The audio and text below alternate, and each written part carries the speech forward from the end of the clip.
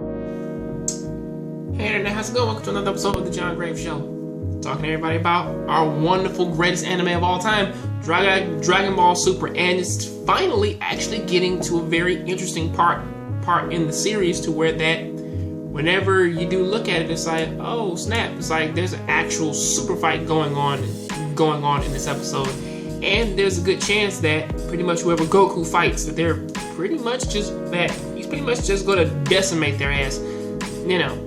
Especially since the whole major crux of this fight is him fighting, Goku fights two opponents. In case it's this crazy little bear, I think his name is Bartimos or something like that. But pretty much he is the Blob.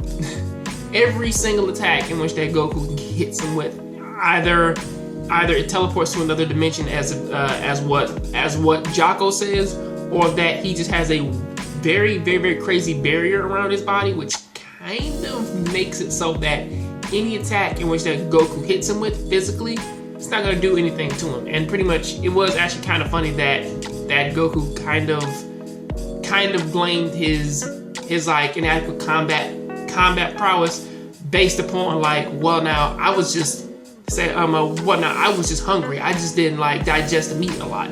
Now, mind you, if we really wanted to see this happening a lot, or at least like you really wanted to build up the thing, I'm kind of a bit indifferent upon like who starts the fights, because I do realize that most of this is kind of on the back of Monica and of course Goku and Vegeta, that they're not the strongest in this battle, or pretty much that they're not supposed to be seen as the strongest.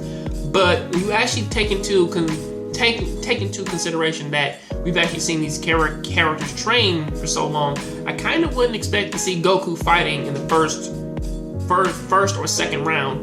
I would have guessed that they probably would have threw Piccolo there just so that they can kind of gauge things. But honestly, if you do want to give our main characters a reasonable reason as to why that they can like just wipe the map out and sort of even things up. Yeah, starting out with Goku is actually a wise idea, because of course Goku, he does throw the bear out of bounds. You know, no spoiler there. But the real interesting part of this episode actually kind of comes in the fact that Universe 6 and 7, that they're both just complete opposites of the other. You know, kind of going back into what happened last episode was the fact that the Saiyans are now warriors of peace, and so is Frieza. Or at least like take the counterpart of Frieza of our universe, which is being like a massive evil world tyrant. This one is a benevolent. Frost is a benevolent, ruler out there. Well, not even like a ruler. He's a benevolent police officer who just says, I'm doing all this for the children and for the kids and everything, and I need Chimpa's help so that I can eradicate all war from my universe, you know, stuff like that.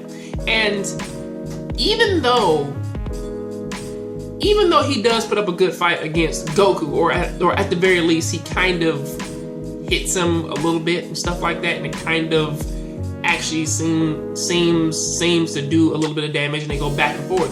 But all in all, Goku actually wasn't really holding back, or at least Goku was holding back to the point to where that even in Frost's final Frieza form, he really couldn't do anything to stop Goku in basic Super Saiyan 1, or is that Super Saiyan 2?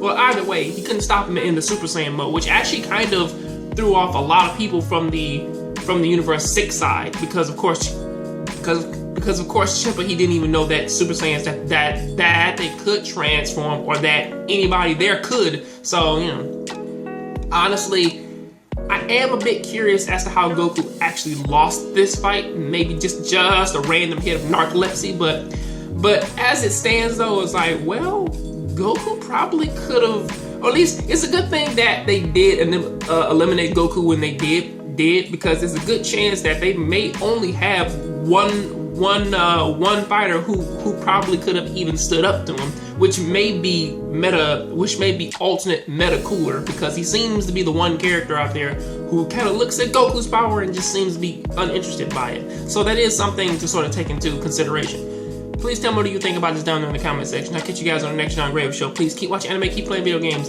And honestly, I really do wonder who's gonna be the next bout. Like who's gonna come in next? Maybe Piccolo, but if it is Vegeta, it's not looking good for Frost, or maybe anybody else. But that is what I gotta say about that. I'm out.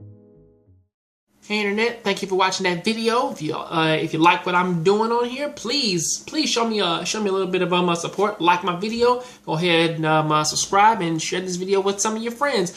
Also, if you want to check out my latest video, click the link right over there and send you to my latest video, or at least one of my other videos talking about another topic. Also for my reading friends out there, check this book out right here. It's called Ibarra. It's by my friend Deshaun R. Smith. And honestly, yes, I know that this thing, man, is pretty much a fucking Bible, but hey, it has a lot of love, care, and a whole bunch of like enthusiastic shit in here. So yeah, go ahead and check that out. I'll see you next time.